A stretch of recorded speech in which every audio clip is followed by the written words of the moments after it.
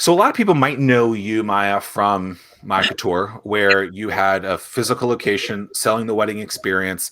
It grew from one location that I know of in Military Highway. Was that the original store? Original store. And then you got up to 6 or 7 locations regionally? Yeah, so 2 in Virginia Beach, 2 in Norfolk. My 2 in Suffolk were side by side. So one side was prom and the other side was weddings.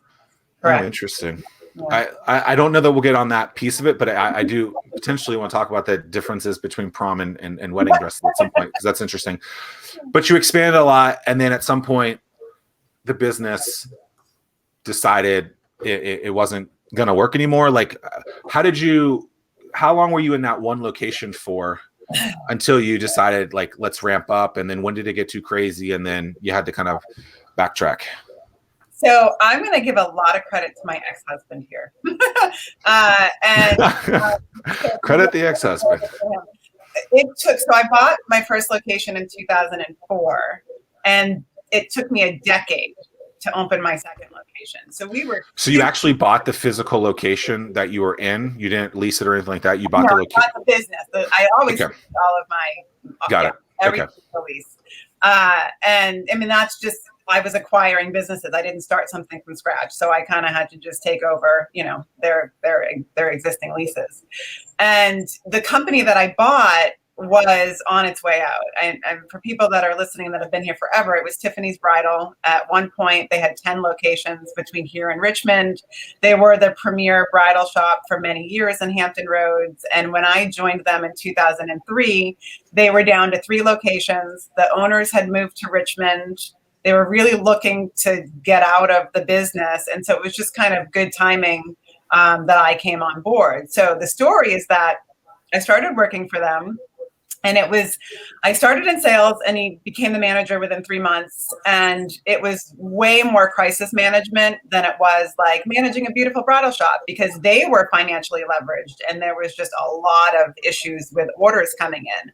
And so I actually resigned. I was like, my background was luxury brands. We did everything for our customers, and I wasn't in a position to do that based on the current situation. So I said, I just don't think it's the right fit. Thank you so much for the opportunity. Here's my 2 weeks notice. Well, they called back 2 hours later and said, do you want to buy the company? So I was like, and at the time I was actually planning my wedding to my first husband. And, we were living with his parents, and I was like, I'm not really quite sure how we're going to do that. But, with his support, with our family support, we brought on a business advisor. He helped us write a business plan. I mean, every company I've ever bought or started, I've done with zero of my own money. You bought that location of the business because they had 3 at that point? How did that break down? Yeah, so they offered me Newport News, Richmond, and Norfolk. And I was like, no, Norfolk was their biggest store. It was 10,000 square feet. The other ones were about 2,500 square feet. That's the old Military Highway? That's the Military Highway one. Yeah. So we had a lot of reputation changing that needed to be repaired. We needed to bring back customer confidence. I really needed to make a name for myself in the market because I was new here. Nobody knew who I was. Did you rebrand immediately in that? Or did you keep it called Tiffany? Okay. So we actually changed the name to Tiffany's by Maya. And then 3 years later, changed it to Maya Couture. And then when we bought the other businesses in 2014, changed it to House of Maya. What does couture mean? I feel like that ending has been on a couple of things. For like custom, fine. It's essentially custom made or bespoke. I mean, very, very high. So I should call my name Zack Miller Couture instead of Zack Miller Says. You're so refined. So refined. Yeah, it's funny. Tim? No, so you bought the Norfolk store. What happened to the other stores?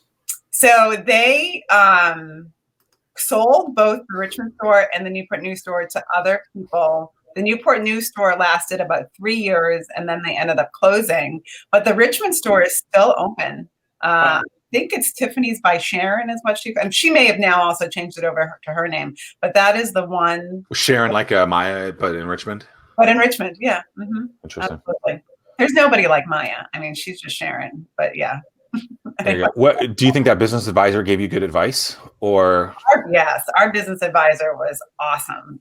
He really just provided really great context on what to expect, because we had to go out and raise money. And so I had to get a bank loan, and I was denied by the first 5 banks and was really discouraged. And he was like, somebody will lend you money. And we did. We ended up getting an SBA loan from a bank that doesn't even exist anymore in this area. And then provided an investment opportunity to our friends and family to raise the other 15%, because the SBA only gives you 85% of what you're borrowing. So we had to raise money for the other 15.